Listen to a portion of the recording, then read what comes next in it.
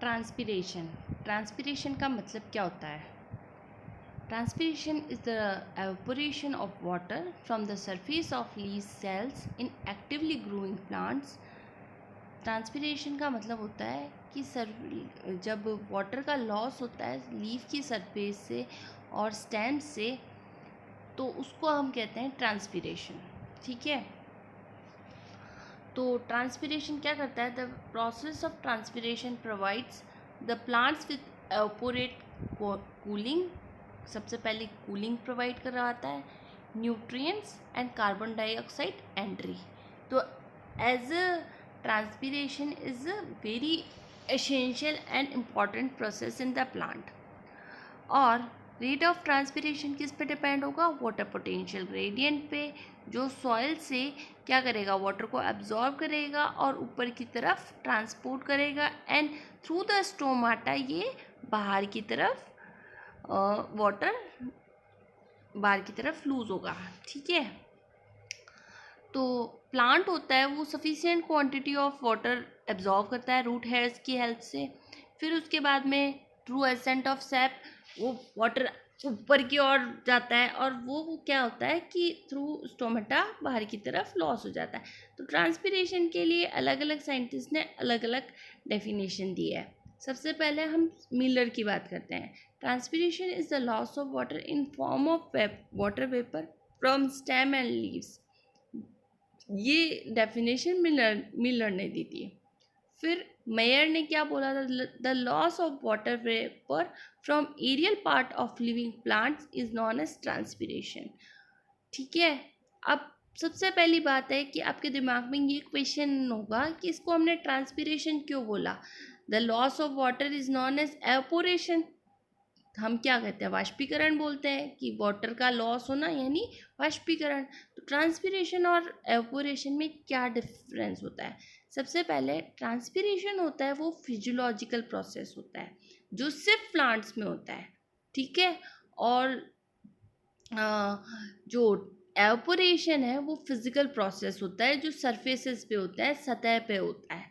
ठीक है, और इसमें क्या होता है कि वाटर क्या होता है? एपिडर्मिस से मूव होता है और क्यूटिकल के थ्रू होता हुआ स्टोमेटा से बाहर रिलीज होता है। और एवपोरेशन में क्या होगा? एनी लिक्विड, कोई भी लिक्विड हो, वाटर हो या कोई भी लिक्विड मान के चलें। ट्रांसपीरेशन सिर्फ वाटर का होता है, जबकि एवपोरेशन किसी भी चीज़ का हो सकता है। आपके जितने भी ये सॉल्वेंट्स हुए हैं ये भी एवपोरेट होते हैं, दैट इज़ अ लिक्विड। तो any liquid can evaporate, the living epidermis and stomata are not involve. इसमें कोई भी एपिडर्मिस और स्टोमेटा नहीं इन्वॉल्व है। ट्रांसपीरेशन में लिविंग सेल्स इन्वॉल्व रहती है, जबकि एवपोरेशन में क्या होता है? लिविंग और नॉन लिविंग दोनों से इन्वॉल्व रहती है। जैसे कुछ में एवपोरेशन में लिविंग इन्वॉल्व रहेगी और जो सरफेस पे हो रहा है उसमें नॉन लिविंग। ट्रांसपीरेशन में आपके बहुत सारे फोर्सेस वर्क कर रहे हैं, जैसे ऑस्मोटिक प्रेशर, वेपर प्रेशर, सब इन्वॉल्व है, जबकि एवपोरेशन में कोई फोर्स इन्वॉल्व नहीं है। दूसरी बात, formation of vapours continue for some time even the saturation outside. कि वेपर्स का लगातार फॉर्मेशन होता रहेगा, बाहर की ओर यदि सेचुरेशन भी आ गया तब भी हमारा क्या होगा? ट्रांसपीरेशन लगातार कर चलता रहता है। जबकि एवपोरेशन होता है वो स्टॉप हो जाता है, यदि बाहर सेचुरेशन होता है तब एवपोरेशन नहीं होगा प्लांट में। जो रेट ऑफ ट्रांसपीरेशन होता है वो बहुत कम होता है जब विंड वेलोसिटी ज़्यादा होती है तब, क्योंकि ये क्या कर देता है कि लीफ का टेम्परेचर कम कर देता है, इसलिए रेट ऑफ ट्रांसपीरेशन कम होता है। जबकि ये एवपोरेशन होता है वेलोसिटी से डायरेक्टली प्रोपोर्शनल होता है। ठीक है, जितना ज़्यादा वेलोसिटी होगी उतना ज़्यादा एवपोरेशन होगा। तो आपके ट्रांसपीरेशन को लाइट इफ़ेक्ट करती है, एवपोरेशन को लाइट बिल्कुल इफ़ेक्ट नहीं करती है। और ट्रांसपीरेशन एब्जॉर्प्शन ऑफ वाटर पे डिपेंड होगा कि कितना ज़्यादा वाटर एब्जॉर्ब हुआ है उतना ही ट्रांसफर हो जाएगा। और एवापोरेशन आपकी कंटिन्यूअस होता है कि जब तक वो सरफेस पे वाटर अवेलेबल है तब तक एवापोरेशन चलता रहेगा। अब हम बात कर लेते हैं टाइप ऑफ ट्रांसपीरेशन की, कितने टाइप ऑफ ट्रांसपीरेशन होते हैं। सबसे पहले क्यूटिकुलर ट्रांसपीरेशन। सबसे पहले क्यूटिकल्स होती क्या है? क्यूटिकल आउटर लेयर होती है एपिडर्मिस की, थिकनिंग होती है जो एपिडर्मिस पर प्रेजेंट होती है। ये क्या करती है? प्लांट्स में प्रोटेक्शन का काम करती है। इंसेक्ट से, फंजाई से, कोई भी इन्वेडर है वो क्यूटिकल के हेल्प से अंदर की ओर एंटर नहीं कर पाता है। So it's a mechanical barrier. जैसे हमारे एनिमल्स में स्किन प्रेजेंट होती है, प्लांट्स में उसी तरीके से क्यूटिकल प्रेजेंट होती है। ठीक है, तो 3 to 10% होता है ट्रांसपीरेशन क्यूटिकल से, और ये पूरी डे और नाइट दोनों टाइप चलता है। और क्यूटिकल वो तो वो क्यूटीन से बनी हुई होती है, और जितनी ज़्यादा थिक होगी उतना लेस ट्रांसपीरेशन होगा, और थिन होगी तो ज़्यादा ट्रांसपीरेशन होगा। ठीक है, आपका कितना परसेंट हो रहा है? 3 to 10%। अब बाग ट्रांसपीरेशन की बात कर लेते हैं। बाग क्या होती है? दैट इज सेकेंडरी, आपका जाइलम एंड फ्लोएम को हम बाग कहते हैं। Technically that is a secondary growth, secondary anomalous growth, anomalous नहीं कहेंगे हम, सेकेंडरी ग्रोथ ही कहेंगे प्लांट्स की। टेक्निकली ये वही कहलाता है जो कवरिंग कोर की कवरिंग होती है स्टेम की, उसको हम बार्क कहते हैं। बहुत कम होता है, बट कभी कभी ये क्या होता है, but it is measured rate is often more than lenticellular transpiration, क्योंकि ये बहुत बड़े एरिया को कवर करती है इसलिए इसका रेट ज़्यादा होता है। ठीक है, और ये भी डे और नाइट पूरे टाइम होता है। अब आता है लेंटिसेलुलर। लेंटिसेल्स किसे बोलेंगे? लेंटिसेल्स छोटे स्मॉल रीजन्स होते हैं जो बार्क में प्रेजेंट होते हैं या यंग ट्विंग में प्रेजेंट होंगे, जिसके पास में कॉम्प्लीमेंट्री सेल्स आपकी अरेंज रहती हैं, और इससे बहुत कम ट्रांसपीरेशन होता है। नेग्लिजिबल 0.1% के आसपास होता है, बट ये भी कंटिन्यूस डे और नाइट चलता रहता है। ठीक है, अब अपन बात कर लेते हैं स्टोमेटल, जो आपकी 95% जिससे होता है वो होता है स्टोमेटा के थ्रू, और ये होती है आपकी लीव्स में। सबसे ज़्यादा स्टोमेटा आपके लीव्स में प्रेजेंट होता है। कुछ कुछ प्लांट्स में स्टोमेटा स्टेम में भी प्रेजेंट होता है, कुछ में। मोस्टली हम 95% की बात कर रहे हैं, तो स्टोमेटा का रेट कहाँ ज़्यादा होता है? लीव्स में। ठीक है, तो it is considered important type of transpiration, क्योंकि स्टोमेटा ओपन होते हैं, क्लोज होते हैं, उस टाइम आपका ट्रांसपीरेशन होता है। और अब मैकेनिज्म देख लेते हैं हम, तो 97% ट्रांसपीरेशन आपका स्टोमेटा के थ्रू हो रहा है, 3 से 10 होता है क्यूटिकल के थ्रू, और लेंटिसेलुलर से नेग्लिजिबल। तो हम ऑर्डर देख लेते हैं। सबसे ज़्यादा यदि एक ऐसा क्वेश्चन आता है विच what type of transpiration have more rate, तो सबसे पहले आपका कौन सा होगा? Stomatal, that is 97%। देन आपका कौन सा होगा? क्यूटिकुलर, जो आपका 3 to 10% होता है। फिर लेंटिसेलुलर। ठीक है, तो सबसे पहले आपका जो मैकेनिज्म ऑफ स्टोमेटल ट्रांसपीरेशन होता है, उसमें क्या होता है कि वाटर ऊपर की ओर आता है एसेंट ऑफ सैप के थ्रू, और फिर क्या होता है कि जाइलम वेन्स के थ्रू लीव्स में आता है, और लीव्स से फिर मेसोफिल टिश्यूज़ में जाएगा, और धीरे धीरे ये एसिमिलेटरी सेल्स में जाके, और जो आपका स्टोमेटा होता है जो गार्ड सेल से बना होता है वो टर्जिड हो जाएगी, और उसका मुंह जो माउथ पोर होगा वो ओपन हो जाएगा, और वाटर बाहर की तरफ डिफ्यूज हो जाएगा। ठीक है, as a form of vapour. अब जो आउटर एटमॉस्फेयर होता है वो ड्रायर होता है, इनर थोड़ा लेस ड्रायर होता है, तो आपका वाटर इजीली डिफ्यूजन ग्रेडियंट के through high concentration to lower concentration की तरफ चला जाएगा। अब हम स्टोमेटा की बात कर लेते हैं। सबसे पहले आपका स्टोमेटा कैसा होता है?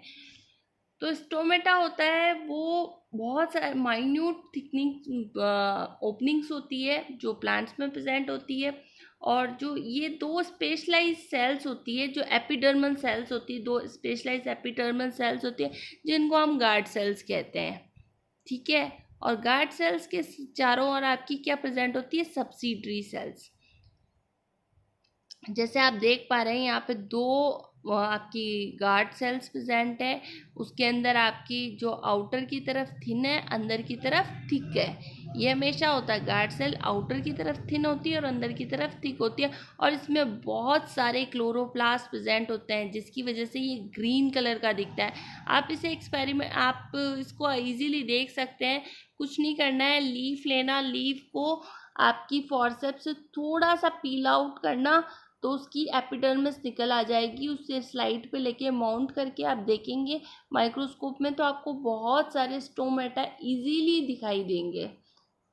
ठीक है, और अब इसके पास में आपकी क्या है, सब्सिडरी सेल्स। ठीक है, अब स्टोमेटा ओपन की कंडीशन में क्या होता है, ये टर्जिड हो जाती है, वाटर अंदर की तरफ डिफ्यूज होता है, तो ये इसकी ड्यू टू एंडोस्मोसिस सेल्स आपकी फूल जाएगी, टर्जिड हो जाएगी, पोर ओपन हो जाएगा। और जैसे ही वाटर बाहर की ओर जाता है, जो एक्सोस्मोसिस होगा वो श्रिंक हो जाएगी और आपका जो पोर है वो क्लोज हो जाएगा। ठीक है, अब जो आपके ये तो आपके डाइकॉट प्लांट में प्रेजेंट होती है। अब मोनोकॉट में क्या होता है कि डंबल शेप्ड स्टोमेटा प्रेजेंट होता है। ठीक है, तो इनएलास्टिक इनर वॉल होती है, थिन होती है, और डाइकॉट और मोनोकॉट के स्टोमेटा में थोड़ा डिफरेंस होता है। ओके, अब हम बात कर लेते हैं टाइप ऑफ स्टोमेटा की, कि कौन सा कितने टाइप्स होते हैं। तो सबसे पहले हम नंबर ऑफ सब्सिडरी सेल्स जो इसके आसपास प्रेजेंट है गार्ड सेल्स के पास में, सब्सिडरी सेल्स के बेसिस पे नंबर को हम देख रहे हैं।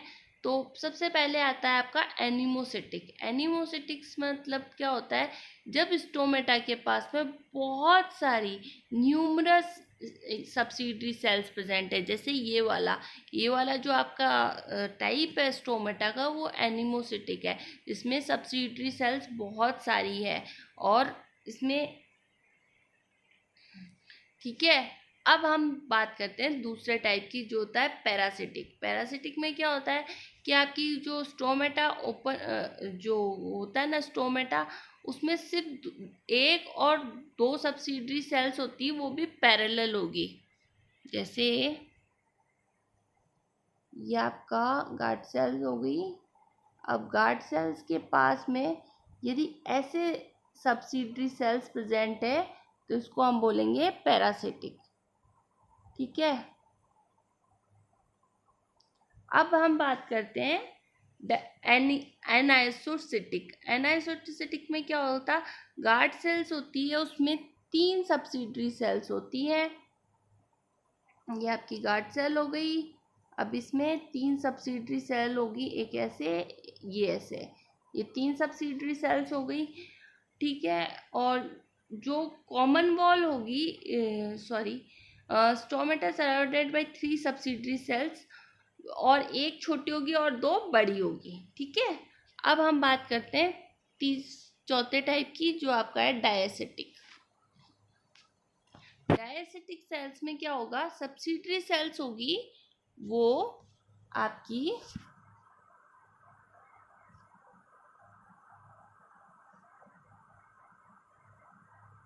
ये आपकी स्टोमेटा हो गया।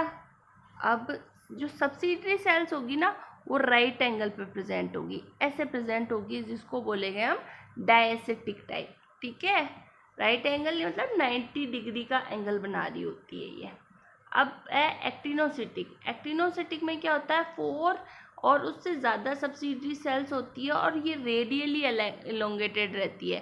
रेडियली मतलब ऐसे ऐसे ऐसे, इसको हम बोलेंगे एक्टिनोसिटिक। ठीक है, अब on the basis of distribution of stomata, कि भाई कैसे कैसे डिस्ट्रीब्यूट हो रहे हैं स्टोमेटा। सबसे पहले आप पढ़ रहे हैं एप्पल और मलबरी टाइप। एप्पल और मलबरी टाइप में जो होता है, स्टोमेटा सिर्फ और सिर्फ नीचे के सरफेस पे प्रेजेंट होंगे। The stomata are found under the surface of leaf. जब नीचे की तरफ प्रेजेंट होंगे, उसको बोलेंगे एप्पल और मलबरी टाइप। और इसका एग्जाम्पल होता है एप्पल और पीच। पोटैटो टाइप में स्टोमेटा होता है, वो ऊपर अंदर नीचे की तरफ ज़्यादा होते हैं अपर साइड के कंपेयर में। When the stomata are more on under surface then upper surface, वो होता है पोटैटो टाइप, मतलब नीचे ज़्यादा होंगे ऊपर कम होंगे, होंगे दोनों तरफ पर नीचे ज़्यादा होंगे।